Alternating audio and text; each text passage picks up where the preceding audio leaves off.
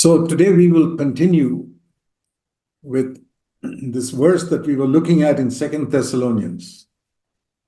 നാം 2 തെസ്സലോനിക്കരിൽ നോക്കിക്കൊണ്ടിരുന്ന ആ വാക്യത്തിൽ നിന്ന് നമുക്ക് ഇന്ന് തുടരാം. We saw how there are many forces that seek to deceive us from the truth. നാം കണ്ടു നമ്മെ സത്യത്തിൽ നിന്നും നമ്മെ വഞ്ചിക്കുന്ന പല ശക്തികളും ഉണ്ടെന്ന്. First of all is the devil himself, who's a deceiver. ഒന്നാമതായി പിശാച് തന്നെ ഒരു വഞ്ചകനാണ്. And then our flesh deceives us. രണ്ടാമത് നമ്മുടെ ജഡം നമ്മെ വഞ്ചിക്കുന്നു. And the world around us deceives us. നമ്മുടെ ചുറ്റുമുള്ള ലോകവും നമ്മെ വഞ്ചിക്കുന്നു. So on top of that, as it says in 2 Thessalonians 2:11, if God also deceives us, there is no hope for us. അതിന്റെ എല്ലാം മുകളിൽ 2 തെസ്സലോനിക്കർ 2:11 പറയുന്ന പോലെ ദൈവവും നമ്മെ വഞ്ചിക്കുകയാണെങ്കിൽ നമുക്ക് ഒരു പ്രത്യാശയുമില്ല. This is the only verse in the Bible where it says God can deceive somebody. ഇതാണ് ബൈബിളിലുള്ള ഒരേ ഒരു വാക്യം ദൈവം ആരെങ്കിലും വഞ്ചിക്കുന്നു എന്ന് പറയുന്ന വാക്യം. God is truth. Jesus is the truth. Why should he deceive anyone? ദൈവം സത്യമാണ്, യേശു സത്യമാണ്. എന്തുകൊണ്ടാണ് താൻ ആരെങ്കിലും വഞ്ചിക്കേണ്ടത്? Why does it says here, it's not exactly that God deceives, but he sends verse 11, a deluding influence on them so that they'll believe what is false.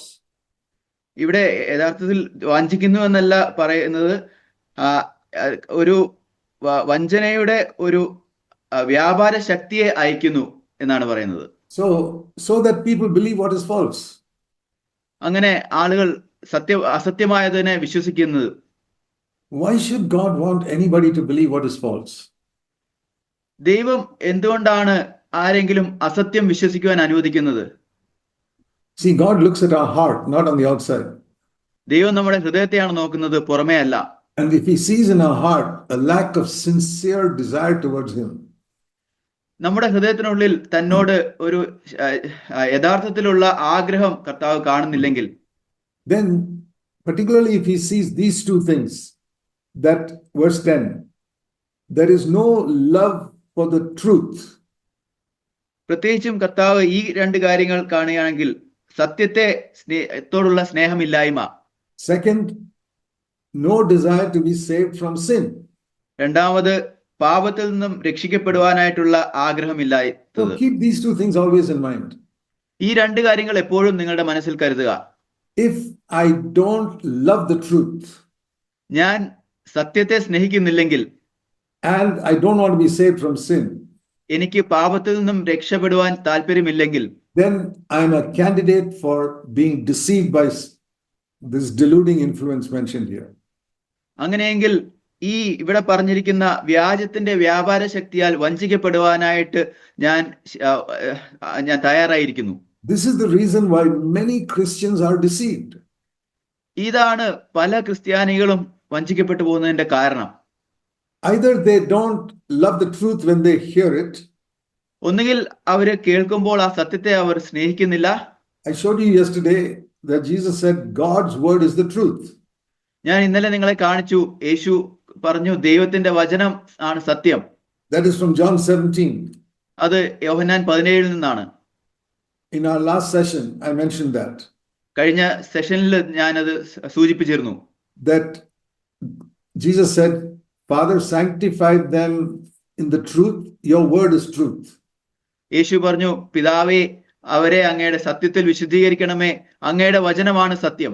So when I read God's word, ഞാൻ ദൈവവചനം വായിക്കുമ്പോൾ, and I'm not willing to receive it, ഞാൻ അത് സ്വീകരിക്കുന്നില്ല എങ്കിൽ, and on top of that I don't want to be saved from sin, അതിന്റെ മുകളിൽ എനിക്ക് ആ പാപത്തിൽ നിന്നും രക്ഷിക്കപ്പെടുവാൻ താല്പര്യമില്ല എങ്കിൽ, then I can hold certain doctrines which I think are right, but I'm completely wrong. അങ്ങനെ വരുമ്പോൾ ഞാൻ ചില ഉപദേശങ്ങൾ മുറുകെ പിടിച്ചുകൊണ്ട് അത് ശരിയാണെന്ന് ചിന്തിക്കുമ്പോൾ തന്നെയും അത് പൂർണ്ണമായിട്ടും തെറ്റായിരിക്കാം. So whenever I read something in God's word that goes against what I've always believed,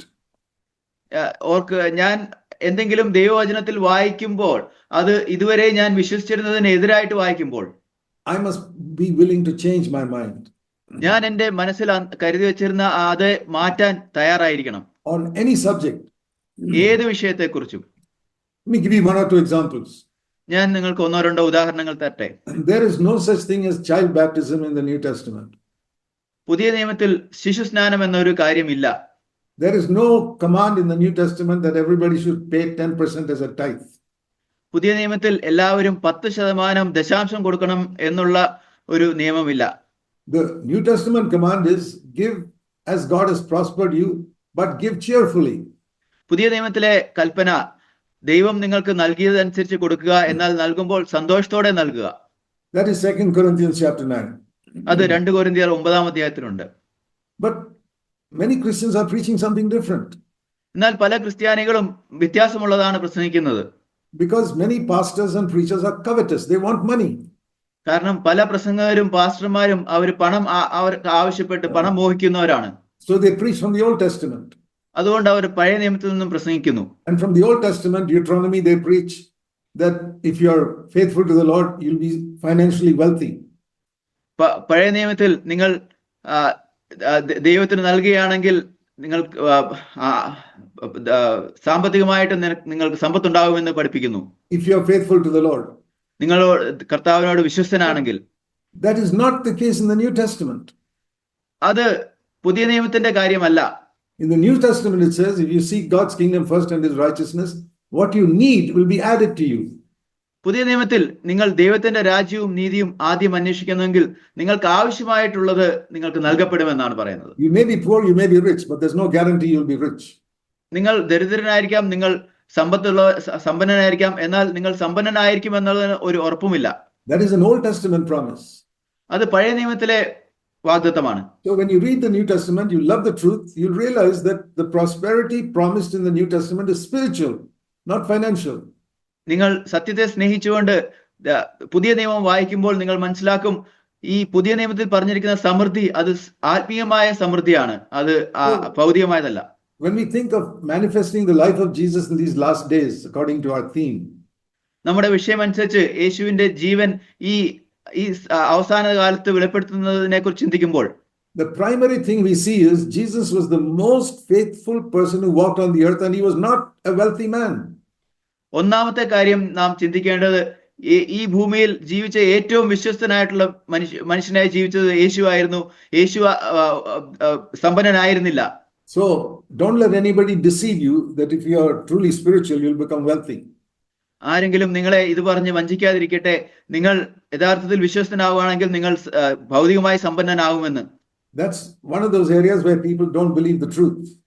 അതാണ് ആളുകൾ സത്യത്തെ വിശ്വസിക്കാത്ത ഒരു മേഖല. And also, there is no promise in the New Testament that you'll be healed from all your sicknesses. അതേപോലെ തന്നെ പുതിയ നിയമത്തിൽ ഒരു വാഗ്ദത്തവുമില്ല നിങ്ങളുടെ എല്ലാ രോഗങ്ങളിൽ നിന്നും നിങ്ങൾക്ക് സൗഖ്യം ലഭിക്കുമെന്നുള്ളത്. That is another deception. അത് മറ്റൊരു വഞ്ചനയാണ്. It is true that Jesus healed the sick when he was on earth. യേശു ഭൂമിയിലായിരുന്നപ്പോൾ രോഗികളെ സൗഖ്യമാക്കി എന്നുള്ളത് സത്യമാണ്. Every leper he came across was healed. കർത്താവിന്റെ മുമ്പിൽ വന്ന എല്ലാ കുഷ്ഠരോഗികളും സൗഖ്യമായി. He raised up at least 3 dead people, perhaps more, we don't know. ഒരുപക്ഷെ 3 പേരെ എങ്കിലും കുറഞ്ഞത്, അതിലും അധികമായിരിക്കാം, മരണത്തിൽ നിന്ന് ഉയർത്തെഴുന്നേൽപ്പിച്ചു കർത്താവ്. But there's no promise that we can do that today. എന്നാൽ അതിപ്പോൾ ഇന്ന് നമുക്ക് ചെയ്യാൻ കഴിയുമെന്നുള്ളതിന് ഒരു വാഗ്ദത്തവുമില്ല. We must be realistic. നാം യാഥാർത്ഥ്യബോധമുള്ളവരായിരിക്കണം. So many godly people are sick. പല ദൈവഭക്തരായിട്ടുള്ള ആളുകളും രോഗമുള്ളവരാണ്. Paul had a thorn in the flesh. പൗലോസിന് ജഡത്തിൽ ഒരു ശൂലമുണ്ടായിരുന്നു, അത് സൗഖ്യം ലഭിച്ചില്ല. 1 Timothy 5, Timothy had stomach problems all his life. 1 Timotheos 5 തിമോത്തിയോസിന് തന്റെ ജീവിതം മുഴുവൻ ഉദരസംബന്ധമായ പ്രശ്നം ഉണ്ടായിരുന്നു. But he was the most godly among Paul's co-workers. എന്നാൽ പൗലോസിന്റെ സഹപ്രവർത്തകരിൽ ഏറ്റവും ദൈവഭക്തനായിരുന്നു അദ്ദേഹം. So we must be honest about all these things when we read God's word. അതുകൊണ്ട് ഈ ദൈവവചനം വായിക്കുമ്പോൾ ഈ കാര്യങ്ങളെ കുറിച്ചെല്ലാം നാം സത്യസന്ധരായിരിക്കണം. Second thing it says in 2 Thessalonians 2 is we must want to be saved from sin. രണ്ടാമത്തെ കാര്യം 2 തെസ്സലോനിക്കയിൽ പറയുന്നത് നാം പാപത്തിൽ നിന്നും രക്ഷിക്കപ്പെടുവാൻ ആഗ്രഹിക്കണം. See, in the Old Testament there was no promise that we'll be saved from sin, but only we'll be forgiven our sin. പഴയ നിയമത്തിൽ നാം പാപത്തിൽ നിന്ന് രക്ഷിക്കപ്പെടുമെന്ന ഒരു വാഗ്ദത്തമില്ലായിരുന്നു, എന്നാൽ പാപത്തെ ക്ഷമിക്കപ്പെടും എന്നാണ് അതിന്റെ വാഗ്ദത്തം. David says in Psalm 103, bless the Lord who forgives all your sins. ദാവീദ് 110-ാം സങ്കീർത്തനത്തിൽ പറയുന്നു, എല്ലാ പാപത്തെയും ക്ഷമിക്കുന്ന കർത്താവിന് സ്തോത്രം എന്ന്. But there's no promise that the Lord will save us from falling into sin. എന്നാൽ നാം പാപത്തിൽ വീഴുന്നതിൽ നിന്ന് നാം രക്ഷിക്കും എന്നതിനെ കുറിച്ച് ഒരു വാഗ്ദത്തമില്ല. But when you come to the New Testament, Matthew chapter 1, എന്നാൽ നാം പുതിയ നിയമത്തിലേക്ക് വരുമ്പോൾ മത്തായി 1-ാം അധ്യായത്തിൽ I ask people, do you know the first promise in the New Testament? ഞാൻ ആളുകളോട് ചോദിക്കും, നിങ്ങൾക്കറിയാമോ പുതിയ നിയമത്തിലെ ആദ്യത്തെ വാഗ്ദത്തം എന്താണെന്ന്? Many preachers also don't know. പല പ്രസംഗകർക്കും അത് അറിയില്ല. Our ordinary believers in CFC know that.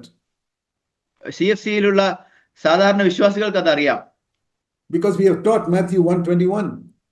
കാരണം നാം മത്തായി 1:21 പഠിപ്പിക്കുന്നുണ്ട്. The first promise in the New Testament is Jesus will save you from all your sins. പുതിയ നിയമത്തിലെ ആദ്യത്തെ വാഗ്ദത്തം യേശു നിങ്ങളുടെ പാപത്തിൽ നിന്ന് നിങ്ങളെ രക്ഷിക്കുമെന്നുള്ളതാണ്. But that is not what most preachers are preaching.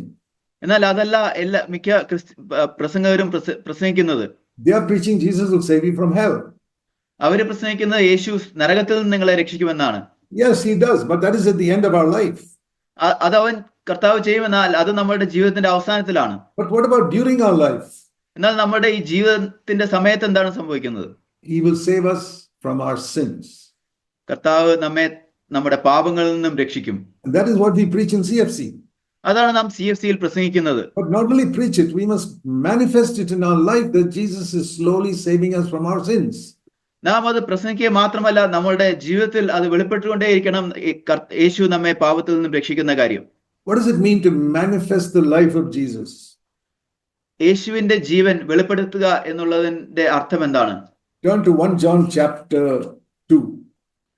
1 യോഹന്നാൻ 2-ാം അധ്യായത്തിലേക്ക് തിരിയുക. This is probably the best way to look at it. ഇത് ഒരുപക്ഷെ അതിനെ നോക്കുന്നതിനുള്ള ഏറ്റവും നല്ല വഴിയാണ്. 1 John chapter 2 verse 6. 1 Yohannan 2:6. Here it says, if you say that you abide in Christ, you must walk in the same way he walked on this earth. ഇവിടെ പറയുന്നത്, അവനിൽ വസിക്കുന്നു എന്ന് പറയുന്നവൻ അവൻ നടന്നതുപോലെ നടക്കേണ്ടതാകുന്നു. How did he walk on this earth? കർത്താവ് ഈ ഭൂമിയിൽ എങ്ങനെയാണ് നടന്നത്? He never hated even one person. ഒരു വ്യക്തിയെ പോലും താൻ വെറുത്തില്ല. Even Judas Iscariot, who betrayed him at the Garden of Gethsemane, he called him friend. ഗെത്സമന തോട്ടത്തിൽ തന്നെ ഒറ്റിക്കൊടുത്ത യൂദാ ഇസ്കറിയോത്തിനെ പോലും കർത്താവ് സ്നേഹിത എന്നാണ് വിളിക്കുന്നത്. And those who crucified him, he said, Father, forgive them. തന്നെ ക്രൂശിച്ചവർക്ക് വേണ്ടി യേശു പ്രാർത്ഥിച്ചു, പിതാവേ അവരോട് ക്ഷമിക്കണമേ എന്ന്. What does it mean to manifest the life of Jesus in these last days? ഈ അവസാന കാലത്ത് യേശുവിന്റെ ജീവൻ വെളിപ്പെടുത്തുക എന്ന് പറഞ്ഞാൽ അതിന്റെ അർത്ഥം എന്താണ്? Let me tell you the first thing. ഞാൻ ഒന്നാമത്തെ കാര്യം നിങ്ങൾക്ക് നൽകാം. You have to forgive. You must forgive everybody who has hurt you. നിങ്ങളെ ഉപദ്രവിച്ച എല്ലാവരെയും നിങ്ങൾ ക്ഷമിക്കണം. Otherwise, we are just listening to theories in this conference. അല്ലെങ്കിൽ ഈ കോൺഫറൻസിൽ നിങ്ങൾ ചില തത്വങ്ങൾ കേൾക്കുക മാത്രമാണ് ചെയ്യുന്നത്. Do you only want to hear about how we are to live, or do you want to actually live the way the Lord wants us to live? നിങ്ങൾ ഈ കാര്യങ്ങൾ എങ്ങനെ ജീവിക്കണമെന്നുള്ളത് കേൾക്കുക മാത്രമാണോ വേണ്ടത്, അതോ നിങ്ങൾക്ക് യഥാർത്ഥത്തിൽ കർത്താവ് ആഗ്രഹിക്കുന്ന പോലെ ജീവിക്കണമോ? How does he want us to live? കർത്താവ് എങ്ങനെയാണ് നാം ജീവിക്കണമെന്ന് ആഗ്രഹിക്കുന്നത്? 1 John 2:6. 1 Yohannan 2:6. We must walk as Jesus walked on this earth. യേശു ഈ ഭൂമിയിൽ നടന്നതുപോലെ നാം നടക്കണം. And that is impossible, humanly speaking.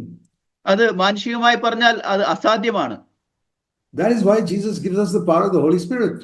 അതുകൊണ്ടാണ് യേശു നമുക്ക് പരിശുദ്ധാത്മാവിന്റെ ശക്തിയെ നൽകുന്നത്. Jesus said that the Holy Spirit, when he comes in, will come out from us like rivers of living water. യേശു പറഞ്ഞു, പരിശുദ്ധാത്മാവ് വരുമ്പോൾ നമ്മുടെ ഉള്ളിൽ നിന്നും ജീവജലത്തിന്റെ നദികൾ പോലെ ഒഴുകുമെന്ന്. Not like a trickle from a dripping tap.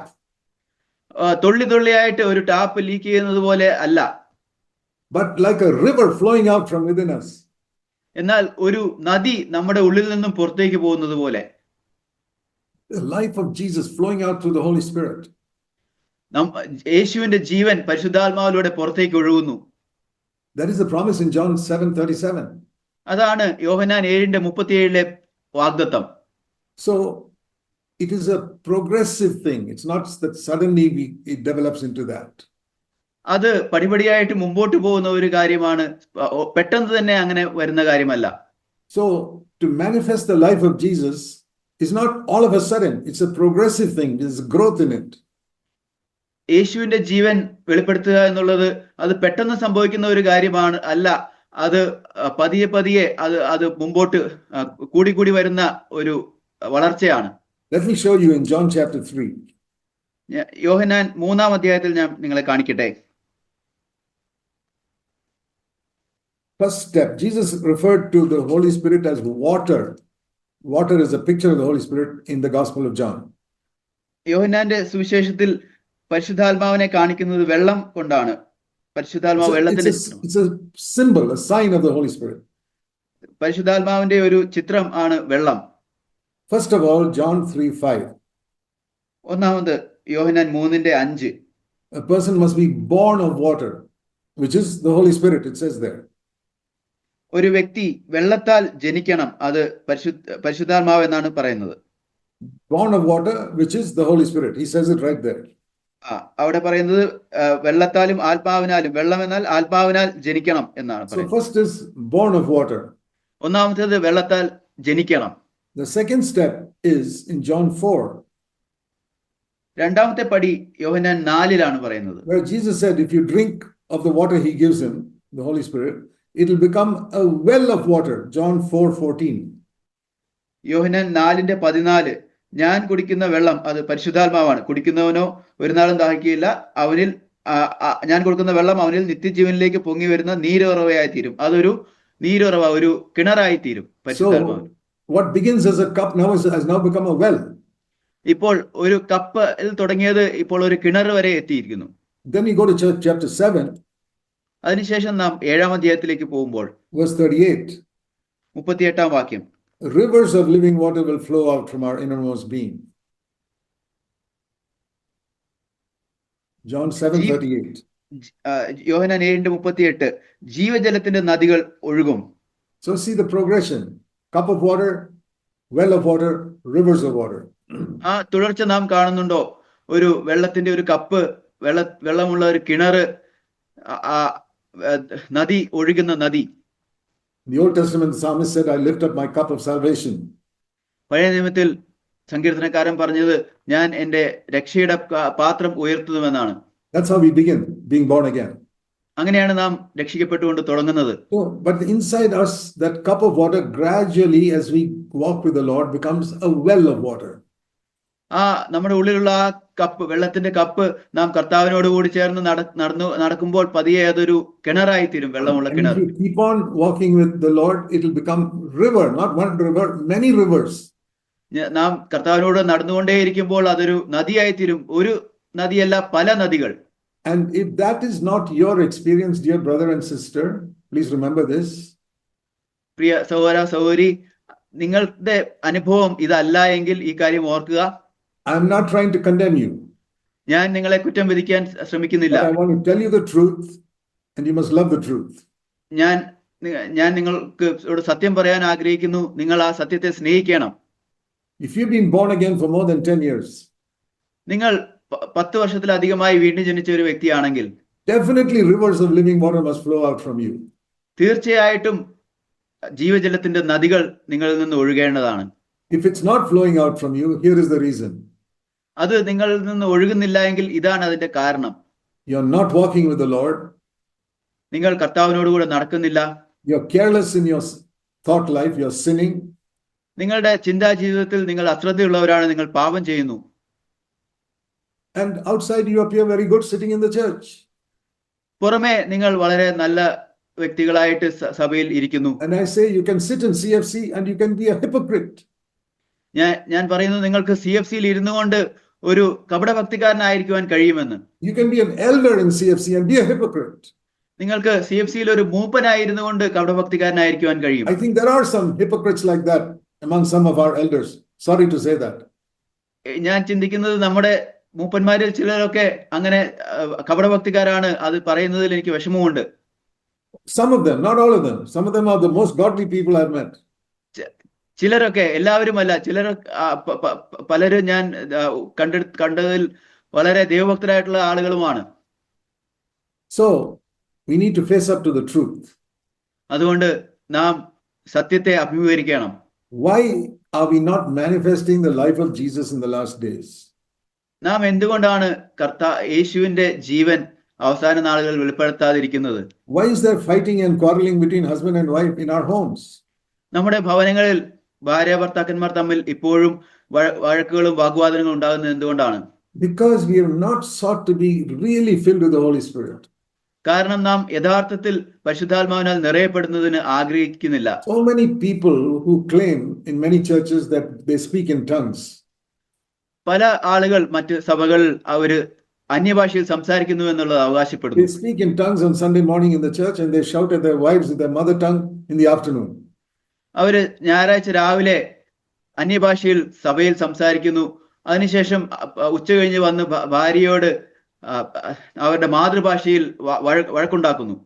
That is a deception. അതൊരു വഞ്ചനയാണ്. The Holy Spirit doesn't fill you in the morning and leave you in the afternoon. പരിശുദ്ധാത്മാവ് നിങ്ങളെ രാവിലെ നിറച്ചതിന് ശേഷം വൈകുന്നേരം പോവുകയില്ല. That proves that tongues in the morning is a fake, not a real one. അത് തെളിയിക്കുന്നത് രാവിലെ സംസാരിച്ച അന്യഭാഷ അത് വ്യാജമായിട്ടുള്ളതാണെന്നാണ്. I remember when God gave me the gift of tongues about 50 years ago. ഞാൻ ഓർക്കുന്നു കർത്താവ് 50 വർഷങ്ങൾക്ക് മുമ്പ് എനിക്ക് അന്യഭാഷയുടെ വരം നൽകിയപ്പോൾ It not only changed my life, it changed the way I spoke in my mother tongue.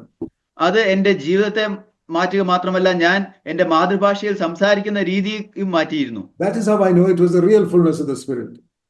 അങ്ങനെയാണ് അത് യഥാർത്ഥത്തിലുള്ള ആത്മനിറവാണെന്ന് ഞാൻ മനസ്സിലാക്കിയത്. God does not give the gift of tongues to everybody, so don't seek for that. എന്നാൽ കർത്താവ് എല്ലാവർക്കും അന്യഭാഷയുടെ വരം നൽകിയില്ല, അതുകൊണ്ട് അത് അന്വേഷിക്കേണ്ടതില്ല. Don't try to preach like me. God doesn't give that gift to everyone. ഞാൻ പ്രസംഗിക്കുന്ന പോലെ നിങ്ങൾ പ്രസംഗിക്കാൻ ശ്രമിക്കേണ്ട, കാരണം കർത്താവ് വരം എല്ലാവർക്കും നൽകുന്നില്ല. Gift of healing, God gives it to some people. I don't have it. രോഗശാന്തിയുടെ വരം അത് കർത്താവ് ചില ആളുകൾക്ക് നൽകുന്നു, എനിക്ക് അതില്ല. We have to be satisfied with the gift God gives us. കർത്താവ് നമുക്ക് നൽകുന്ന വരങ്ങൾ കൊണ്ട് നാം തൃപ്തരായിരിക്കണം. So, but if we are filled with the Holy Spirit, it's not primarily manifested in our gifts, but in the fruit of our life. എന്നാൽ നാം പരിശുദ്ധാത്മാവിനാൽ നിറയപ്പെടുകയാണെങ്കിൽ അത് നമ്മുടെ വരങ്ങളിലല്ല പ്രാഥമികമായിട്ടും വെളിപ്പെടുന്നത്, എന്നാൽ നമ്മുടെ ജീവിതത്തിന്റെ ഫലത്തിലാണ്. The fullness of the Spirit will be manifested by the life of Jesus being manifested in our bodies. പരിശുദ്ധാത്മാവിന്റെ നിറവ് നമ്മുടെ ജീവിതത്തിലുള്ള യേശുവിന്റെ ജീവൻ വെളിപ്പെടുന്നതിലൂടെയാണ് അത് വെളിപ്പെടുന്നത്. So turn to 1 John chapter 3. 1 യോഹന്നാൻ 3-ാം അധ്യായത്തിലേക്ക് തിരിയാം. When will we be completely 100% like Jesus Christ? നാം പൂർണ്ണമായിട്ടും 100% യേശുവിനെ പോലെ ആകുന്നത് എപ്പോഴാണ്? Manifesting the life of Jesus in the last days. That is our theme. യേശുവിന്റെ ജീവൻ അവസാന നാളുകളിൽ വെളിപ്പെടുത്തുക, ഇതാണ് നമ്മുടെ വിഷയം. Can we manifest it perfectly? നമുക്കത് പൂർണ്ണതയോടെ വെളിപ്പെടുത്തുവാൻ കഴിയുമോ? No. ഇല്ല. Because it says in 1 John 3:2, we'll be like him fully only when he comes back. കാരണം 1 യോഹന്നാൻ 3-ന്റെ 2-ാം വാക്യത്തിൽ പറയുന്നത് നാം The last part. അതിന്റെ അവസാന ഭാഗം, അവൻ പ്രത്യക്ഷനാകുമ്പോൾ നാം അവനെ താൻ ഇരിക്കും പോലെ തന്നെ കാണുക ആകൊണ്ട് അവനോട് സദൃശന്മാരാകും. When will we manifest his life perfectly? Only when he comes. പൂർണ്ണതയോടെ നാം കർത്താവിനെ വെളിപ്പെടുത്തുന്നത് കർത്താവ് വരുമ്പോൾ മാത്രമേ ഉള്ളൂ. But till then, what should we do? എന്നാൽ അതുവരെ നാം എന്താണ് ചെയ്യേണ്ടത്? That is written in the next verse, that we keep on purifying himself to his standard of purity. അത് അടുത്ത വാക്യത്തിൽ എഴുതിയിരിക്കുന്നു, നാം കർത്താവിന്റെ നിർമ്മലതയുടെ അതിലേക്ക് നാം നിർമ്മലമായിക്കൊണ്ടേയിരിക്കണം. So in other words, every year we'll be able to manifest a little more of the life of Christ in us, in ourselves. മറ്റു വാക്കുകൾ പറഞ്ഞാൽ ഓരോ വർഷവും ക്രിസ്തുവിന്റെ ജീവൻ നമ്മുടെ ജീവിതത്തിൽ കുറച്ച് കൂടി വെളിപ്പെടണം. If we are filled with the Holy Spirit. നാം പരിശുദ്ധാത്മാവിൽ നിറയപ്പെട്ടിരിക്കുകയാണെങ്കിൽ. And the best person to testify to that is your husband or your wife. അതിനെക്കുറിച്ച് സാക്ഷിക്കുവാൻ കഴിയുന്ന ഏറ്റവും നല്ല വ്യക്തി നിങ്ങളുടെ ഭർത്താവോ ഭാര്യയോ ആണ്. Or the people you work with in your factory or office. നിങ്ങൾ ജോലി ചെയ്യുന്ന ഫാക്ടറിയിലോ ഓഫീസിലോ ഉള്ള ആളുകളാണ് അത് സാക്ഷിക്കാൻ കഴിയുന്നവർ. Their opinion is more important than the opinion of your believers in the church. അവരുടെ അഭിപ്രായം നിങ്ങളുടെ സഭയിലുള്ള വിശ്വാസികളുടെ അഭിപ്രായത്തെക്കാൾ പ്രധാനപ്പെട്ടതാണ്. Because your fellow believers see you one day a week.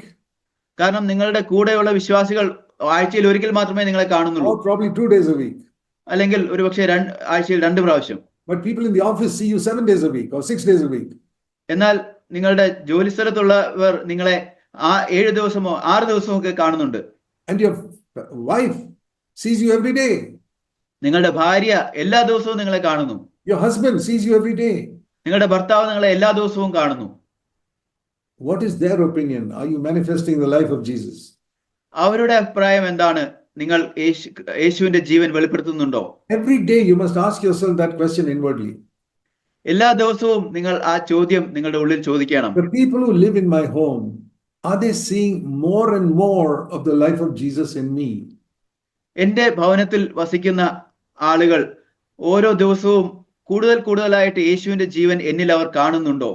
More love, കൂടുതൽ സ്നേഹം, more forgiveness, കൂടുതൽ ക്ഷമ, more compassion,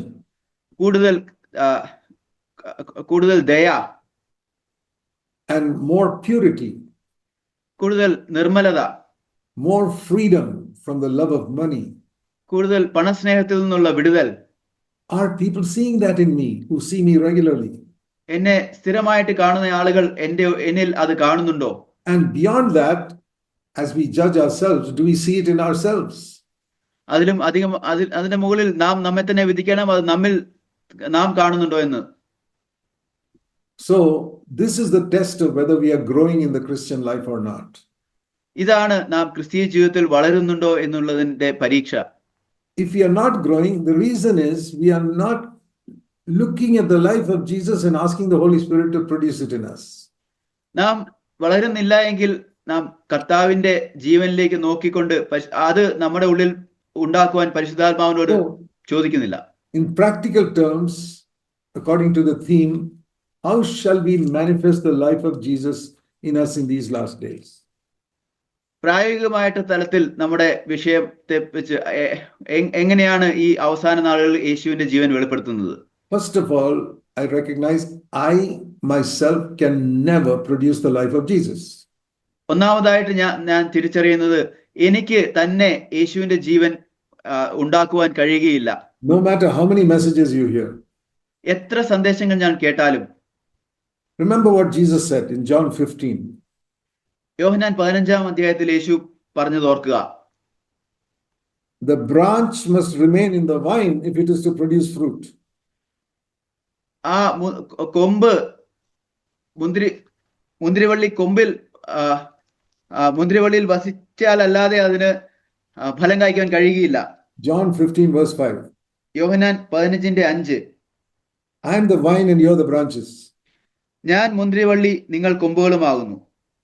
The one who abides in me and I in him will bear much fruit. ഒരുത്തൻ എന്നിലും ഞാൻ അവനിലും വസിക്കുന്നുവെങ്കിൽ അവൻ വളരെ ഫലം കായ്ക്കും. But if you don't abide in me, you will produce nothing. എന്നെ പിരിഞ്ഞ് നിങ്ങൾക്ക് ഒന്നും ചെയ്യുവാൻ കഴിയുകയില്ല. Verse 4. As the branch cannot bear fruit of itself unless it abides in me, you cannot unless you abide in me. 4-ാം വാക്യത്തിൽ കൊമ്പിന് മുന്തിരിവള്ളിയിൽ വസിച്ചിട്ടല്ലാതെ സ്വയമായി കായ്ക്കുവാൻ കഴിയാത്തതുപോലെ എന്നിൽ വസിച്ചിട്ടല്ലാതെ നിങ്ങൾക്ക് കഴിയുകയില്ല. So what is the secret of manifesting the life of Jesus? യേശുവിന്റെ ജീവൻ വെളിപ്പെടുത്തുന്നതിനുള്ള രഹസ്യം എന്താണ്? Number 1, recognize that I am a helpless branch. I can never in my own strength produce any fruit. ഒന്നാമത്തെ കാര്യം, ഞാൻ നിസ്സഹായനായിട്ടുള്ള ഒരു കൊമ്പാണ്. എന്റെ തന്നെ ശക്തിയാൽ എനിക്ക് ഒരു ഫലവും ഉണ്ടാക്കുവാൻ കഴിയുകയില്ല എന്ന് തിരിച്ചറിയുന്നത്. I mean, look at a mango tree. ഒരു മാവിനെ കുറിച്ച് ചിന്തിക്കുക. No fruit hanging on the tree trunk. It's always on the branch. ആ മാവിന്റെ പ്രധാനപ്പെട്ട ആ തായ് തടിയിൽ ഒരു ഫലവുമില്ല. എല്ലാ ഫലവും അതിന്റെ കൊമ്പുകളിലാണുള്ളത്. So, and if the branch is cut off from the tree, no more fruit. ആ കൊമ്പ് ആ മരത്തിൽ നിന്നും മുറിച്ചു കളയുകയാണെങ്കിൽ അവിടെ ഫലമില്ല പിന്നെ. But it is in the tree, it keeps on producing fruit. ആ മരത്തിൽ ആയിരിക്കുമ്പോൾ അത് ഫലം പുറപ്പെടുവിച്ചുകൊണ്ടേയിരിക്കും. And The branch is not struggling in any way to produce this fruit. ആ ഫലം പുറപ്പെടുവിക്കുവാൻ വേണ്ടി ആ കൊമ്പ് വളരെ പ്രയാസപ്പെടുന്നില്ല. If the branch could speak, you ask the branch, how are you producing such lovely fruit? ഈ കൊമ്പിന് സംസാരിക്കാൻ കഴിയുമെന്ന് ചിന്തിക്കുക. നിങ്ങൾ ചോദിക്കുകയാണ്, എങ്ങനെയാണ് നിങ്ങൾ ഈ ഫലം പുറപ്പെടുവിക്കുന്നതെന്ന് കൊമ്പിനോട് What ചോദിക്കുന്നു. is the secret? ഇതിന്റെ രഹസ്യം എന്താണ്? The branch will say, I do nothing. ആ കൊമ്പ് പറയും, ഞാൻ ഒന്നും ചെയ്യുന്നില്ല, I just remain in the tree all the time. ഞാൻ ആ മരത്തിൽ എപ്പോഴും ആയിരിക്കുക മാത്രമാണ് ചെയ്യുന്നത്. And the tree is sending the sap, liquid sap, into me all the time. ആ മരം ആ ഫലത്തിന് വേണ്ടിയുള്ള രസം അത് എന്നിലേക്ക് എപ്പോഴും ഒഴുക്കിക്കൊണ്ടേയിരിക്കുന്നു. And that liquid sap automatically produces the fruit. ആ ദ്രാവക രസം അത് തനിയെ ആ ഫലം പുറപ്പെടുവിക്കുന്നു. This is a picture of our abiding in Christ, the Holy Spirit coming in and producing the fruit. ഇതാണ് നാം ക്രിസ്തുവിൽ നാം വസിക്കുമ്പോൾ പരിശുദ്ധാത്മാവ് നമ്മുടെ ഉള്ളിൽ വന്ന് ഫലം കൊടുക്കുന്നതിന്റെ ചിത്രം. What is the fruit? എന്താണ് ഫലം? The life of Jesus Christ. യേശുവിന്റെ ജീവൻ. Only the Holy Spirit can produce it. All your struggle and effort cannot even produce one bit of the life of Christ. പരിശുദ്ധാത്മാവിന് മാത്രമേ അത് പുറപ്പെടുവിക്കുവാൻ കഴിയുള്ളൂ. നമ്മുടെ എല്ലാ പ്രയത്നങ്ങളും അതിന്റെ ഒരു തരി പോലും ഉണ്ടാക്കുവാൻ കഴിയില്ല. There are many Christians who try, I want to behave like Jesus. പല ക്രിസ്ത്യാനികളും ശ്രമിക്കുന്നവരാണ്, എനിക്ക് യേശുവിനെ പോലെ പെരുമാറണം. It's like a branch cut off from the tree trying to produce mangoes.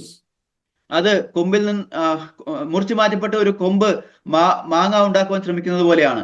Even if it has produced mangoes for 50 years, it can't produce anymore when it's cut off.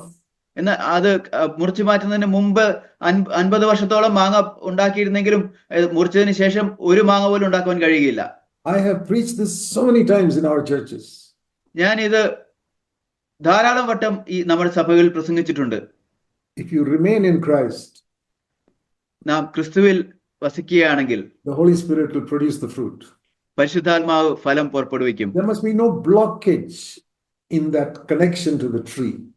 ആ മരവുമായിട്ടുള്ള ആ ബന്ധത്തിൽ ഒരു തടസ്സവും ഉണ്ടാകാൻ പാടില്ല. Supposing the water tank in your house on top is full of water. ഇങ്ങനെ ചിന്തിക്കുക, നിങ്ങളുടെ വീട്ടിലുള്ള വാട്ടർ ടാങ്കിൽ മുഴുവൻ വെള്ളം നിറഞ്ഞിരിക്കുമെന്ന്. But no water is coming in your tap. എന്നാൽ നിങ്ങളുടെ ടാപ്പിലൂടെ വെള്ളമൊന്നും വരുന്നില്ല. What will you think is the reason? അതിന്റെ കാരണം എന്താണെന്നാണ് നിങ്ങൾ ചിന്തിക്കുന്നത്? Tank is full, but no water is coming in the tap. Tank നിറഞ്ഞിരിക്കുന്നു, എന്നാൽ ടാപ്പിൽ വെള്ളം വരുന്നില്ല. There's some problem in the pipe. അപ്പോൾ ആ പൈപ്പിൽ എന്തോ പ്രശ്നമുണ്ടെന്ന് നിങ്ങൾക്ക് മനസ്സിലാകും. Some blockage there. എവിടെയോ ഒരു block, തടസ്സമുണ്ട്. So when the Holy Spirit is not able to produce the life of Jesus in me, it is some blockage in the pipe. പരിശുദ്ധാത്മാവിനെ, യേശുവിന്റെ ജീവൻ നിങ്ങളിൽ വെളിപ്പെടുത്തുവാൻ കഴിയുന്നില്ലെങ്കിൽ ആ പൈപ്പിൽ എന്തോ ഒരു ബ്ലോക്ക് ഉണ്ട്. Why does the Holy Spirit produce the life of Christ in some people but not in some others? എന്തുകൊണ്ടാണ് ചില ആളുകൾ പരിശുദ്ധാത്മാവ് യേശുവിന്റെ ജീവൻ വെളിപ്പെടുത്തുന്നത്, എന്നാൽ ചില ആളുകൾ അങ്ങനെ ചെയ്യാത്തത്? Those people are keeping the pipe clear. That's why the life flows through them. ആ ആളുകൾ ആ പൈപ്പ് ക്ലിയർ ആയിട്ട് സൂക്ഷിക്കുന്നു, അതുകൊണ്ടാണ് അതിലൂടെ യേശുവിന്റെ ജീവൻ ഒഴുകുന്നത്. So this is the answer. Not to try and produce the life of Jesus, but keep the channel clear. ഇതാണ് ഉത്തരം. യേശുവിന്റെ ജീവൻ പുറപ്പെടുവിക്കുവാനായിട്ട് ശ്രമിച്ചുകൊണ്ടിരിക്കുന്നതല്ല, അതിനുവേണ്ടിയുള്ള ആ പൈപ്പ് അത് ശുദ്ധിയായിട്ട് Say, Lord, I cannot produce even one bit of the life of Jesus. കർത്താവേ, എനിക്ക് യേശുവിന്റെ ജീവന്റെ ഒരു തരി പോലും ഉണ്ടാക്കുവാൻ കഴിയുകയില്ല. But by your grace, I'll keep the channel clear. എന്നാൽ അങ്ങയുടെ കൃപയാൽ ഞാൻ ആ വഴി ക്ലിയർ ആയിട്ട് സൂക്ഷിക്കട്ടെ. So I'm telling you very practical things. This is not a theory. ഞാൻ പ്രായോഗികമായുള്ള കാര്യങ്ങളാണ് സംസാരിക്കുന്നത്, ഇതൊരു തത്വമല്ല. Keep your conscience clear. നിങ്ങളുടെ മനസാക്ഷി ശുദ്ധിയായിട്ട് സൂക്ഷിക്കുക. See what Paul said in Acts 24.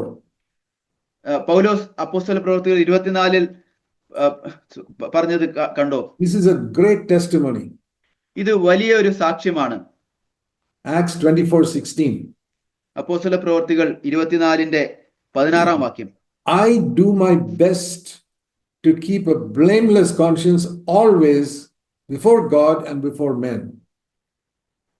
എനിക്ക് ദൈവത്തോടും മനുഷ്യരോടും കുറ്റമില്ലാത്ത മനസാക്ഷി എല്ലായ്പ്പോഴും ഉണ്ടായിരിക്കുവാൻ ഞാൻ ശ്രമിക്കുന്നു. The important word there is always. പ്രധാനപ്പെട്ട വാക്ക് എല്ലായ്പ്പോഴും എന്നുള്ളതാണ്. And I do my best. ഞാൻ എൻ്റെ ഏറ്റവും നല്ല രീതിയിൽ ഞാൻ ശ്രമിക്കുന്നു It's എന്നാണ്. not automatic. അത് തനിയെ വരുന്നതല്ല. The Holy Spirit won't do that. You have to do it. പരിശുദ്ധാത്മാവ് ചെയ്യുന്ന കാര്യമല്ല, നിങ്ങളാണ് അത് ചെയ്യേണ്ടത്. The Holy Spirit will help you, but you must keep your conscience clear. പരിശുദ്ധാത്മാവ് നിങ്ങളെ സഹായിക്കും, എന്നാൽ നിങ്ങളുടെ മനസാക്ഷി ശുദ്ധമായി സൂക്ഷിക്കേണ്ടത് നിങ്ങളാണ്. That is the meaning of keeping the pipe clear so the water can flow through. അതാണ് പൈപ്പ് ക്ലിയർ ആയിട്ട് സൂക്ഷിച്ച് വെള്ളത്തിന് ഒഴുകാൻ കഴിയേണ്ടത് അങ്ങനെ ചെയ്യുന്നതിനുള്ള This is the അർത്ഥം. number one reason why the life of Jesus is not manifest in most believers. ഇതാണ് യേശുവിന്റെ ജീവൻ മിക്ക വിശ്വാസികളിലും വെളിപ്പെടാത്തതിനുള്ള ഒന്നാമത്തെ കാരണം. It's not manifest in the home, it's not manifest in the office, it's not manifest in the church. അത് അവരുടെ ഭവനത്തിൽ വെളിപ്പെടുന്നില്ല, ഓഫീസിൽ വെളിപ്പെടുന്നില്ല, സഭയിൽ വെളിപ്പെടുന്നില്ല. Conscience is not kept clear. That's the reason. മനസാക്ഷി ശുദ്ധമായിട്ട് സൂക്ഷിക്കുന്നില്ല, അതാണ് കാരണം. We don't want to just look at this theme, manifesting the life of Jesus in the last days, and admire it. We must see how to do it every day. നാം ഈ വിഷയത്തെ നോക്കി യേശുവിന്റെ ജീവൻ അവസാന നാളുകളിൽ വെളിപ്പെടുത്തുന്നു എന്നുള്ളതിനെ കണ്ട് അതിൽ സന്തോഷിക്കുകയല്ല ചെയ്യേണ്ടത്, നാം അത് വെളിപ്പെടുത്തണം യഥാർത്ഥത്തിൽ. And I'm telling you practically what it says here, how it can be in our life. അത് നമ്മുടെ ജീവിതത്തിൽ പ്രായോഗികമായിട്ട് എങ്ങനെ ആയിരിക്കും എന്നുള്ളതിനെ കുറിച്ചാണ് ഞാൻ സംസാരിക്കുന്നത്. Read this verse carefully. ഈ വാക്യം ശ്രദ്ധയോടെ വായിക്കുക. First of all, he says, I do my best. ഒന്നാമത് പൗലോസ് പറയുന്നു, എനിക്ക് ഏറ്റവും മെച്ചമായത് ഞാൻ ചെയ്യുന്നു. To do what? എന്താണ് ചെയ്യുന്നത്? To keep my conscience absolutely clear. എന്റെ മനസാക്ഷി പൂർണ്ണമായിട്ടും ശുദ്ധമായിരിക്കുവാൻ. Anybody can do that if they want to.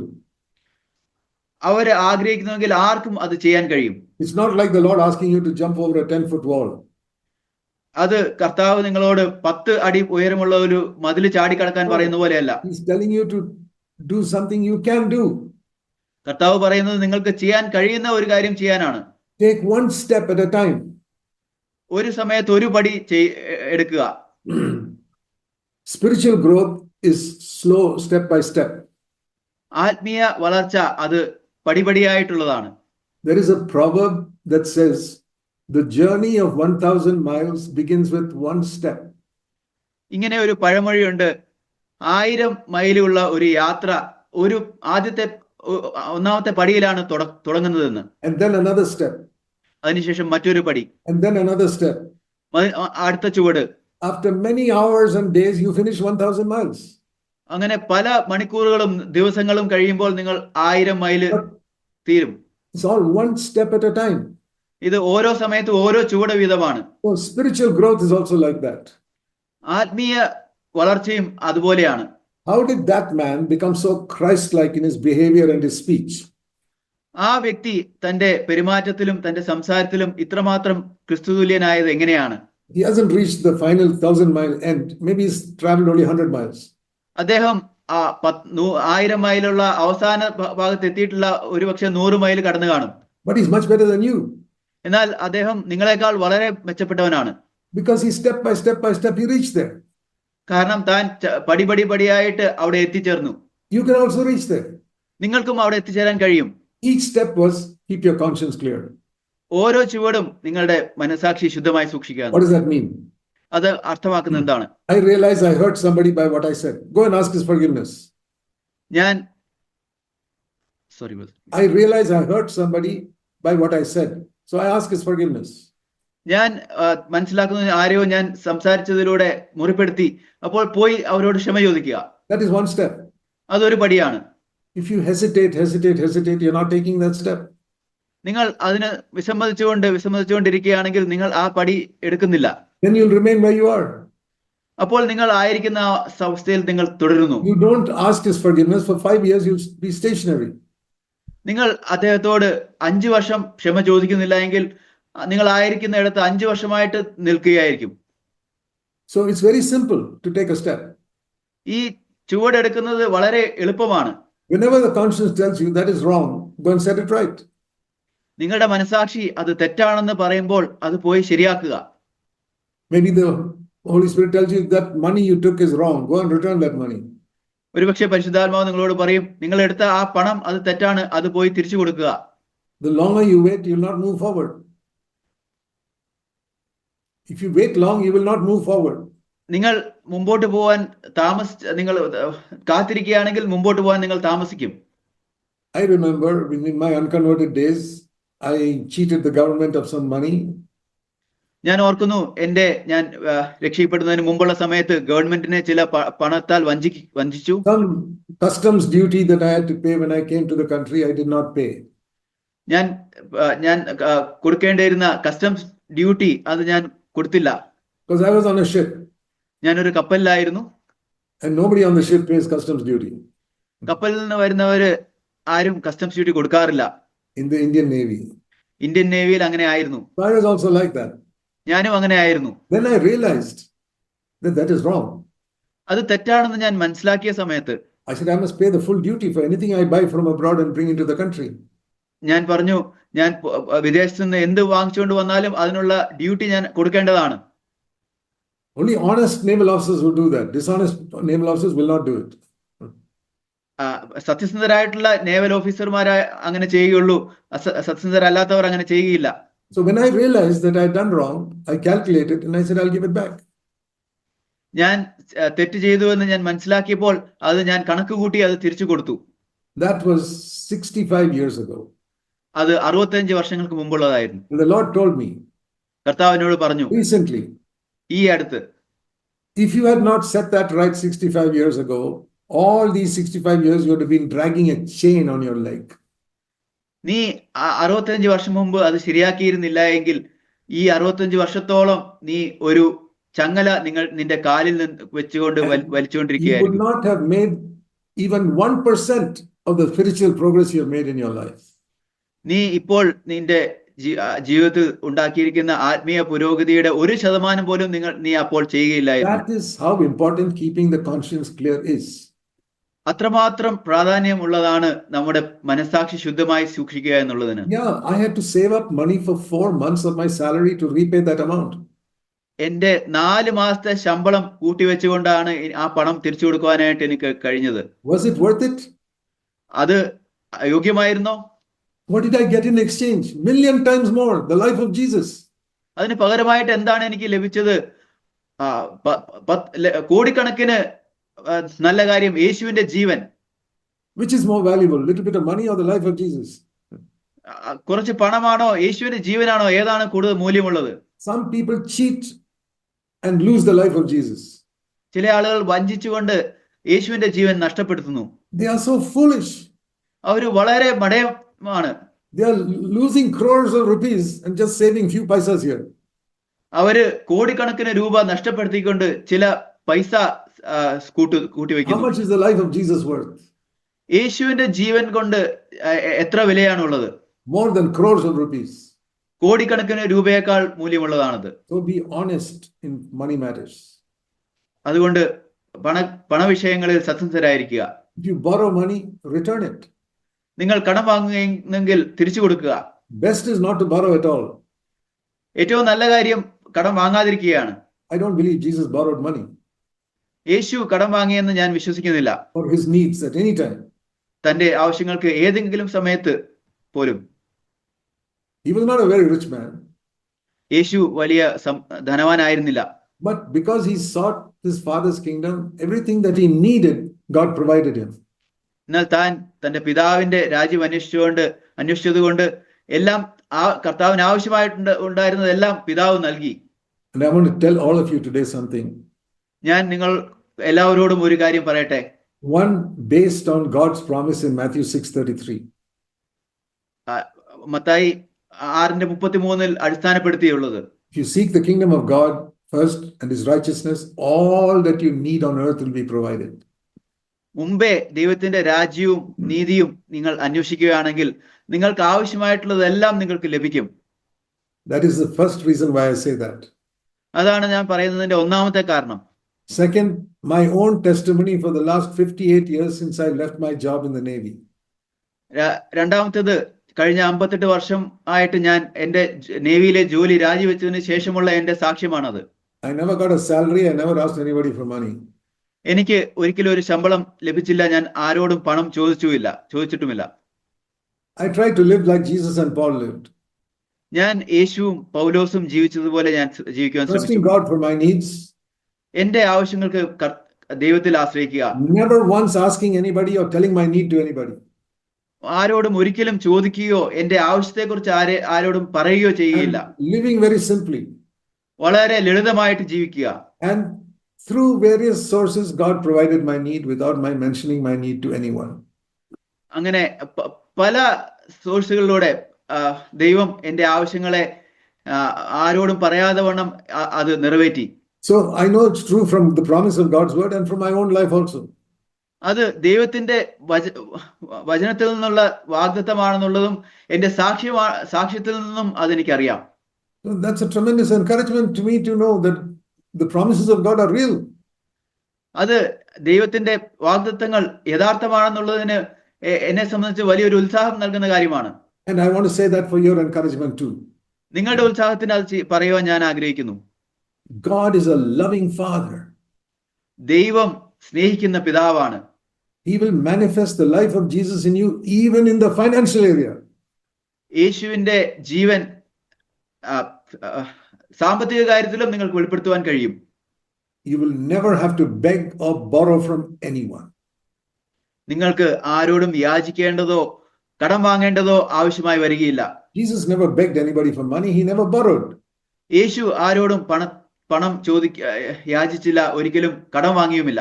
What does it mean to manifest the life of Jesus? യേശുവിന്റെ ജീവൻ വെളിപ്പെടുത്തുക എന്നുള്ളതിന് അർത്ഥം എന്താണ്? That I never beg, I never borrow. ഞാൻ ഒരിക്കലും പണം യാചിക്കുന്നില്ല, ഞാൻ ഒരിക്കലും കടം വാങ്ങുന്നില്ല. If in some emergency you don't have the money immediately and you have to borrow, you'll return it as soon as possible. എന്തെങ്കിലും ഒരു അത്യാവശ്യ ഘട്ടത്തിൽ എനിക്ക് പണം ആവശ്യമായി വന്നു, അപ്പോൾ കടം വാങ്ങുന്നെങ്കിലും ഉടനെ തന്നെ അത് മടക്കി കൊടുക്കുന്ന. That is true Christianity. അതാണ് യഥാർത്ഥ ക്രിസ്തീയത. That is what every brother and sister in CFC church must practice.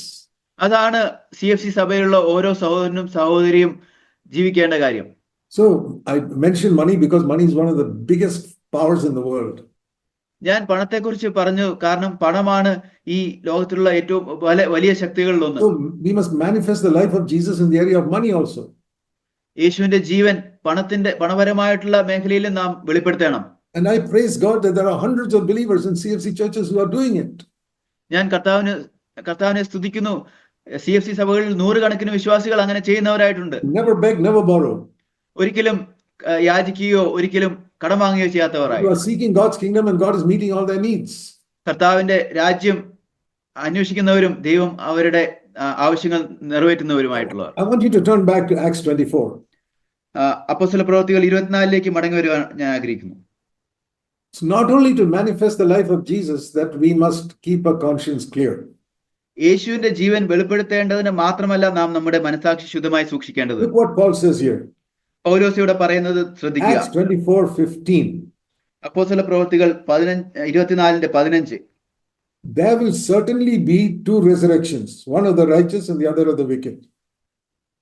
തീർച്ചയായിട്ടും രണ്ട് പുനരുദ്ധാനങ്ങളുണ്ട്, ഒന്ന് നീതിമാന്മാരുടെയും മറ്റത് നീതികെട്ടവരുടെയും. See, the righteous and the wicked will not be raised at the same time. നീതിമാന്മാരും അധർമ്മികളും ഒരേ സമയത്ത് പുനരുദ്ധാനം ചെയ്യുന്നില്ല. In the book of Revelation it says there's going to be a big gap of many years between the resurrection of the righteous and the resurrection of the wicked. വെളിപ്പാട് പുസ്തകത്തിൽ പറയുന്നുണ്ട് പല വർഷങ്ങളുടെ ഒരു ഇടവേളയുണ്ട് നീതിമാന്മാരുടെ പുനരുദ്ധാനത്തിനും നീതികെട്ടവരുടെ പുനരുദ്ധാനത്തിനും തമ്മിൽ. The resurrection of the righteous is those who are born again and have walked with God. നീതിമാന്മാർ എന്നുള്ളത് വീണ്ടും ജനിച്ച് ദൈവത്തിന്റെ വഴിയിൽ നടക്കുന്നവരാണ്. Their resurrection. അവരുടെ പുനരുദ്ധാനമാണ്. And others are those who are not born again or did not walk with God. മറ്റുള്ളവർ എന്ന് പറഞ്ഞാൽ അവർ വീണ്ടും ജനിക്കാതെ കർത്താവിനോടൊത്ത് നടക്കാത്തവരായിട്ടുള്ളവർ. Which resurrection do you want to be in? ഏത് പുനരുദ്ധാനത്തിലാണ് നിങ്ങൾ ആയിരിക്കുവാൻ ആഗ്രഹിക്കുന്നത്? I want to be in the resurrection of the righteous. ഞാൻ നീതിമാന്മാരുടെ പുനരുദ്ധാനത്തിലായിരിക്കുവാനായിട്ട് ആഗ്രഹിക്കുന്നത്. I'm sure you want that also. എനിക്ക് ഉറപ്പാണ് നിങ്ങൾക്കും അതാണ് ആഗ്രഹമെന്ന്. It will not be automatic. എന്നാൽ അത് തനിയെ സംഭവിക്കുന്നതല്ല. I can't say 50 years ago I accepted Christ, so I'll definitely be in the resurrection of the righteous. എനിക്കിങ്ങനെ പറയാൻ കഴിയില്ല 50 വർഷം മുൻപ് ഞാൻ കർത്താവിനെ സ്വീകരിച്ചു, അതുകൊണ്ട് നീതിമാന്മാരുടെ പുനരുദ്ധാനത്തിൽ എനിക്ക് ആകാൻ കഴിയുമെന്ന്. I'll tell you why. എന്തുകൊണ്ടാണെന്ന് ഞാൻ പറയാം. See what Jesus said in Matthew chapter 7. Mathai 7 യേശു പറഞ്ഞത് നോക്കുക. Very important verse. വളരെ പ്രധാനപ്പെട്ട വാക്യം. Verse 14. 14-ാം വാക്യം. How do we get to life? ജീവങ്കിലേക്ക് പോകുന്നത് എങ്ങനെയാണ്? There is a gate and a way. ഒരു വാതിലും ഒരു വഴിയും ഉണ്ട്. Not only a gate. വാതിൽ മാത്രമല്ല. Read Matthew 7:14. മത്തായി 7:14 വായിക്കുക. The gate is small, the way is narrow that lead to life. ജീവങ്കിലേക്ക് പോകുന്ന വാതിൽ ഇടുക്കവും വഴി ഞെരുക്കവുമുള്ളത്. It's like in a race in the Olympic Games. ഇത് ഒളിമ്പിക് ഗെയിമിലുള്ള ഒരു ഓട്ട മത്സരം പോലെയാണ്. In the Olympic Games, there's a big race called a marathon race of 40 kilometers. Olympic ഗെയിമില് വലിയൊരു ഓട്ട മത്സരമുണ്ട്. മാരത്തോൺ ഓട്ടം 40 kilometre ഉള്ളതാണത്. It has got a beginning point and a finishing point. അതിന് ഒരു തുടക്കമുണ്ട്, അതിനൊരു ഫിനിഷിംഗ് പോയിന്റ് ഉണ്ട്. We can say that's like the gate and the way. നമുക്ക് പറയാൻ കഴിയും ഒരു വാതിലും വഴിയും പോലെയാണ്. And the end is life. അവസാനം ജീവനാണ്. See here, the gate and the way that leads to life. ഇവിടെ നോക്കുക, വാതിൽ അതുപോലെ വഴി അത് ജീവങ്കിലേക്ക് പോകുന്നു. It's like in the marathon race, there's a starting line and a big 40-mile route and then the finishing line. അത് marathon ഓട്ടം പോലെയാണ്. ഒരു തുടക്കത്തിലുള്ള ഒരു ലൈൻ ഉണ്ട്, അതിനുശേഷം 40 കിലോമീറ്റർ നീണ്ട വഴി, അതിനുശേഷം അവസാനിക്കുന്ന. Starting line is to be born again. അതിന്റെ തുടക്കത്തിലുള്ള ലൈൻ എന്ന് പറഞ്ഞാൽ വീണ്ടും ജനിക്കുക എന്നുള്ളതാണ്. Finishing line is when we end our life or Christ comes again. അവസാനത്തെ ലൈൻ എന്നുള്ളത് നാം നമ്മുടെ ജീവിതം അവസാനിക്കുന്ന സമയമോ ക്രിസ്തു മടങ്ങി വരുന്ന സമയമോ ആണ്. So what is in between the starting line and finishing line? ഈ തുടക്കത്തെ ലൈനും ഒടുക്കത്തെ ലൈനും തമ്മിലുള്ള അതിന്റെ മധ്യത്തിൽ എന്താണുള്ളത്? To be born again itself is a wonderful thing. വീണ്ടും ജനിക്കുക എന്നുള്ളത് തന്നെ വലിയൊരു കാര്യമാണ്. Think of the marathon race in the Olympics. ഒളിമ്പിക്സിലുള്ള മാരത്തോൺ ഓട്ടത്തെ കുറിച്ച് ചിന്തിക്കുക. If you are selected to represent India in the Olympic marathon race, നിങ്ങൾ ഇന്ത്യയെ പ്രതിനിധീകരിച്ച് ഒളിമ്പിക് മാരത്തോൺ ഓട്ടം ഓടുവാൻ തിരഞ്ഞെടുക്കപ്പെടുകയാണെങ്കിൽ, out of all the millions of people in India, you were selected. ഇന്ത്യയിലുള്ള കോടിക്കണക്കിന് ആളുകൾ വെച്ച് നിങ്ങളാണ് തിരഞ്ഞെടുക്കപ്പെട്ടത്. So you come to the starting line itself, it is a great honor. ആ തുടക്കത്തിലുള്ള ലൈനിൽ എത്തുന്നത് തന്നെ വലിയൊരു ഒരു മാനമാണ്. You don't have to finish it. Coming there itself is an honor. നിങ്ങളത് പൂർത്തിയാക്കേണ്ടതില്ല, അവിടെ എത്തുന്നത് തന്നെ വലിയ മാനകരമായ കാര്യമാണ്. Same way, being born again itself is a great thing. അതുപോലെ തന്നെ വീണ്ടും ജനിക്കുന്ന കാര്യം തന്നെ വലിയൊരു കാര്യമാണ്. But if India selects you to run in the marathon race and you go in the starting line and you stand there forever, എന്നാൽ India നിങ്ങളെ ആ മാരത്തോണിന് വേണ്ടി സെലക്ട് ചെയ്യുന്നു, എന്നാൽ ആ തുടക്കത്തിലുള്ള ലൈനിൽ പോയി നിങ്ങൾ അവിടെ എപ്പോഴും നിൽക്കുകയാണെങ്കിൽ, the gun is fired and you're still standing there. അവിടെ ആ വെടി ഒച്ച കേൾക്കുന്നു, അപ്പോഴും നിങ്ങൾ ഓടുന്നില്ല, അവിടെ നിൽക്കുകയാണ്. India will be disgraced by your standing there instead of running. ആ നിങ്ങൾ അവിടെ ഓട്ടം തുടങ്ങാതെ അവിടെ തന്നെ നിൽക്കുന്നതോട് ഇന്ത്യക്കാണ് അപമാനം സംഭവിക്കുക. Nobody will be so foolish. ആരും ആ രീതിയിൽ മണ്ടന്മാരായിരിക്കില്ല. Many believers like that, they say I'm born again. എന്നാൽ അങ്ങനെ പല വിശ്വാസികളുമുണ്ട്, അവര് ഞാൻ വീണ്ടും ജനിച്ചു എന്ന് പറയും. And what happened after that? Are you running the race? അതിനുശേഷം എന്താണ് സംഭവിക്കുന്നത്? നിങ്ങൾ ഓട്ടം ഓടുകയാണോ? It says here there's a gate and a way that leads to life. ഇവിടെ പറയുന്നു ജീവങ്കിലേക്ക് പോകുന്ന വാതിലും അതിനുശേഷം വഴിയുമുണ്ട് എന്ന്. There's a starting line and a track and then the finishing line. ഒരു തുടക്കത്തിലുള്ള ലൈനും അതുപോലെ ട്രാക്കും അതിന് അവസാനിപ്പിക്കുന്ന വഴിയും ലൈനുമുണ്ട്. So just standing at the starting line, you'll be disqualified. ആ തുടക്കത്തിലുള്ള ആ രേഖയിൽ നിൽക്കുകയാണെങ്കിൽ നിങ്ങൾ അയോഗ്യരാക്കപ്പെടും. Paul says that in 1 Corinthians and chapter 9. 1 കൊരിന്ത്യർ 9-ാം അധ്യായത്തിൽ പറയുന്നു. He says there is a great danger, last verse, 1 Corinthians 9:27. അതിന്റെ അവസാന വാക്യം 1 കൊരിന്ത്യർ 9:27, വലിയൊരു അപകടമുണ്ട്. I discipline my body, make it my slave, otherwise after preaching to others I'll be disqualified. മറ്റുള്ളവരോട് പ്രസംഗിച്ച ശേഷം ഞാൻ തന്നെ കൊള്ളരുതാത്തവനായി പോകാതിരിക്കേണ്ടതിന് എന്റെ ശരീരത്തെ ദണ്ഡിപ്പിച്ച് അടിമയാക്കുകയത്ര ചെയ്യുന്നത്. Disqualified means I don't get any award. I'm not accepted in the race. അയോഗ്യരാക്കപ്പെടുക എന്ന് പറഞ്ഞാൽ എനിക്ക് ഒരു സമ്മാനവും ലഭിച്ചില്ല.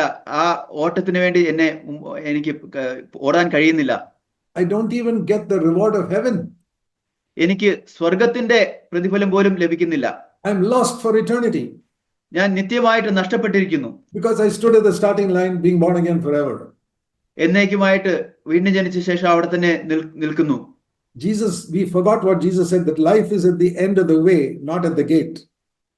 നാം യേശു പറഞ്ഞ കാര്യം മറന്നു. ജീവൻ എന്നുള്ളത് അത് ആ വഴിയിലാണ് ഉള്ളത്, അത് തുടക്കത്തിൽ അല്ല. End of the way. അതിന്റെ ആ വഴിയുടെ അവസാനത്തിലാണ്. Gate is being born again. വാതിൽ എന്നുള്ളത് വീണ്ടും ജനിക്കുക എന്നുള്ളതാണ്. The way is the way we live every day. ആ വഴി എന്നുള്ളത് നാം ഓരോ ദിവസവും പോകുന്ന വഴിയാണ്. Deny ourselves, take up the cross and follow Jesus. That's the way. നമ്മെ തന്നെ ത്യജിച്ചുകൊണ്ട് ക്രൂശ് എടുത്തുകൊണ്ട് യേശുവിനെ പിൻഗമിക്കുക, അതാണ് വഴി. The end when Christ comes again and takes us to himself. നാം അവസാനം എത്തുമ്പോൾ ക്രിസ്തു മടങ്ങി വന്ന് നമ്മെ തന്നോട് ചേർക്കുന്നു. So Paul says in Acts 24, പൗലോസ് അപ്പോസ്തല പ്രവൃത്തി 24 പറയുന്നു, verse 15, 15-ാം വാക്യം, there will certainly be resurrection of the righteous and the resurrection of the wicked. നീതിമാന്മാരുടെയും നീതി കെട്ടവരുടെയും പുനരുദ്ധാനം ഉണ്ടാകും. I want to be in the resurrection of the righteous, Paul says. ഞാൻ നീതിമാന്മാരുടെ പുനരുദ്ധാനത്തിൽ ആയിരിക്കുവാൻ കാത്തിരിക്കുന്നു എന്ന് പൗലോസ് പറയുന്നു. So what do? ഞാൻ അതുകൊണ്ട് എന്താണ് ചെയ്യുന്നത്? In order to be in that resurrection, verse 16, I keep my conscience clear before God and men always. ആ പുനരുദ്ധാനത്തിൽ ആയിരിക്കേണ്ടതിന് 16-ാം വാക്യത്തിൽ എനിക്ക് ദൈവത്തോടും മനുഷ്യരോടും കുറ്റമില്ലാത്ത മനസാക്ഷി എല്ലായ്പ്പോഴും ഉണ്ടായിരിക്കുവാൻ ഞാൻ ശ്രമിക്കുന്നു. So you say, Paul, give me an answer. Supposing you don't keep your conscience blameless before God and men. നിങ്ങൾ ചോദിക്കുകയാണ്, പൗലോസേ, നിങ്ങൾ എനിക്ക് ഉത്തരം പറയുക, നിങ്ങൾ ദൈവത്തോടും മനുഷ്യരോടും കുറ്റമില്ലാത്ത മനസാക്ഷി സൂക്ഷിക്കുന്നില്ല എങ്കിൽ. Paul will say the answer is, I will not be in the resurrection of the righteous. പൗലോസ് പറയും, അങ്ങനെയെങ്കിൽ ഞാൻ നീതിമാന്മാരുടെ പുനരുദ്ധാനത്തിൽ ഉണ്ടായിരിക്കില്ല എന്ന്. And there will be only another resurrection. I'll be in the resurrection of the wicked. മറ്റൊരു പുനരുദ്ധാനം ഉണ്ടായിരിക്കും, അത് ഞാൻ നീതി കെട്ടവരുടെ പുനരുദ്ധാനത്തിലായിരിക്കുമെന്ന്. But you say I was born again. എന്നാൽ നിങ്ങൾ വീണ്ടും ജനിച്ചു എന്നാണ് പറയുന്നത്. You did not keep your conscience clear. എന്നാൽ നിങ്ങൾ നിങ്ങളുടെ മനസാക്ഷി ശുദ്ധമായിട്ട് സൂക്ഷിച്ചില്ല. You came to the door, but you did not walk the way. നിങ്ങൾ വാതിൽക്കൽ വന്നു, എന്നാൽ വഴിയിലൂടെ നടന്നില്ല. Everywhere in the New Testament, the message is the same. പുതിയ നിയമത്തിൽ എല്ലായിടത്തും സന്ദേശം ഇത് തന്നെയാണ്. Starting line, race, and a finishing line. തുടക്കം, ആ ഓട്ടം, അതിന്റെ അവസാനത്തെ line. There's a gate, a way, and the end, life. വാതിൽ, വഴി, അതിന്റെ അവസാനം ജീവൻ. So the Lord wants us to partake of the life of Jesus through the Holy Spirit every day more and more. അതുകൊണ്ട് കർത്താവ് നമ്മെക്കുറിച്ച് യേശുവിന്റെ ജീവൻ ഓരോ ദിവസവും വെളിപ്പെടുത്തുവാൻ ആഗ്രഹിക്കുന്നു പരിശുദ്ധാത്മാവിലൂടെ. See, this is not a threat God is giving us. If you don't keep your conscience fine, you'll be lost. ഇത് കർത്താവ് നമുക്ക് നൽകുന്ന ഒരു ഭീഷണിയല്ല. നിങ്ങൾ മനസാക്ഷി ശുദ്ധമായി സൂക്ഷിക്കുന്നില്ലെങ്കിൽ നിങ്ങൾ നഷ്ടപ്പെട്ടു പോകുമെന്നുള്ളത്. It's like saying if you don't eat food every day, you'll die. അത് ഇങ്ങനെ പറയുന്നത് പോലെയാണ്, നിങ്ങൾ എല്ലാ ദിവസവും ഭക്ഷണം കഴിച്ചില്ലെങ്കിൽ നിങ്ങൾ മരിക്കുമെന്നും. And if you eat always dirty, spoiled food, you'll get sick and you'll die. നിങ്ങൾ അശുദ്ധമായിട്ടുള്ള കേടായ ഭക്ഷണം ഓരോ ദിവസവും കഴിച്ചാൽ നിങ്ങൾക്ക് രോഗം വന്ന് അങ്ങനെയും നിങ്ങൾ മരിക്കുമെന്ന് പറയുന്നത്. That we understand. അത് നമുക്ക് മനസ്സിലാകും. The same thing in our spiritual life. ഇതേപോലെ നമ്മുടെ ആത്മീയ ജീവിതത്തിലും. If we play around with sin, we'll die spiritually. നാം പാപത്തിനോട് ചേർന്ന് കളിക്കുകയാണെങ്കിൽ നാം ആത്മീയമായി മരിക്കും. If we don't eat God's word regularly, we'll never be strong. നാം ദൈവവചനം ഭക്ഷിക്കുന്നില്ല, സ്ഥിരമായി ഭക്ഷിക്കുന്നില്ല എങ്കിൽ നാം ശക്തരായിരിക്കില്ല. We understand that in our physical life, but the same laws are true in spiritual life. നാം നമ്മുടെ ഭൗതിക ജീവിതത്തിൽ ആ കാര്യങ്ങൾ മനസ്സിലാക്കുന്നതിനാൽ അതേ തത്വങ്ങൾ ആത്മീയ ജീവിതത്തിലും യാഥാർത്ഥ്യമാണ്. So if you tell your child you must eat properly, otherwise you'll get sick and die. നിങ്ങളുടെ കുഞ്ഞിനോട് നിങ്ങൾ പറയുന്നു, നീ ശരിയായ രീതിയിൽ ഭക്ഷണം കഴിക്കണം, അല്ലെങ്കിൽ നിനക്ക് രോഗം വന്ന് നീ മരിക്കും. You're not threatening the child, you're warning the child, be wise. നീ കുഞ്ഞിനെ ഭീഷണിപ്പെടുത്തുകയല്ല നിങ്ങൾ ചെയ്യുന്നത്, ആ കുഞ്ഞിന് മുന്നറിയിപ്പ് നൽകിയാണ്. Don't say Brother Zach is threatening us in his messages. നിങ്ങൾ ഇങ്ങനെ പറയരുത്, ബ്രദർ സാക്ക് തന്റെ സന്ദേശത്തിലൂടെ ഞങ്ങളെ ഭീഷണിപ്പെടുത്തുകയാണെന്ന്. Just like you tell your children, I am telling you, my dear children, eat healthy spiritually so that you can live.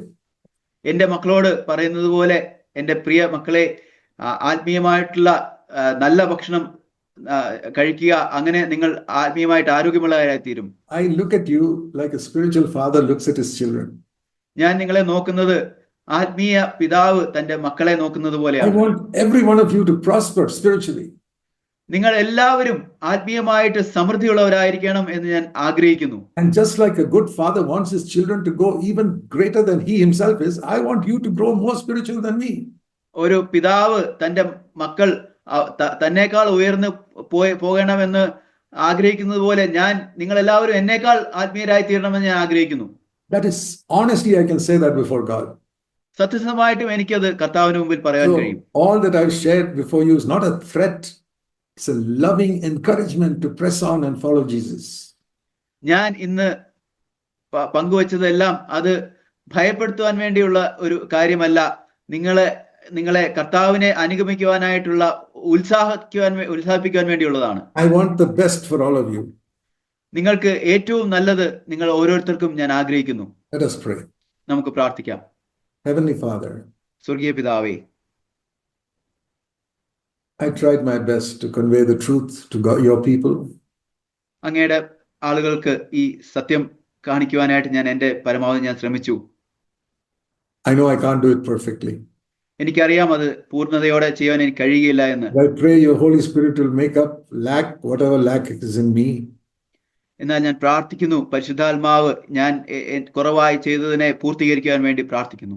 And apply it to their hearts so that everyone here will be challenged to follow Jesus. അത് അവരുടെ ഹൃദയത്തിൽ ആകുവാനും ഇവിടെ ആയിരിക്കുന്ന ഓരോരുത്തരും യേശുവിനെ പിൻഗമിക്കുവാനായിട്ട് വെല്ലുവിളിക്കപ്പെടാൻ വേണ്ടി We want to manifest the life of Jesus in our home and in every place. ഞങ്ങൾ യേശുവിന്റെ ജീവൻ ഞങ്ങളുടെ ഭവനത്തിലും എല്ലായിടത്തും വെളിപ്പെടുത്തുവാൻ ആഗ്രഹിക്കുന്നു. Fill us with the Holy Spirit. ഞങ്ങളെ പരിശുദ്ധാത്മാവിനാൽ നിറയ്ക്കണമേ. And be glorified in all of our churches in Kerala. കേരളത്തിലുള്ള ഞങ്ങളുടെ എല്ലാ സഭകളിലും അങ്ങ് മഹത്വം എടുക്കണമേ. We pray in Jesus' name. ഞങ്ങൾ യേശുവിന്റെ നാമത്തിൽ പ്രാർത്ഥിക്കുന്നു. Amen. Amin. Thank you, brothers, and thank you, Jinesh. Thank you. നന്ദി സഹോദരന്മാരെ. Thank you. നന്ദി ജിനേഷ്.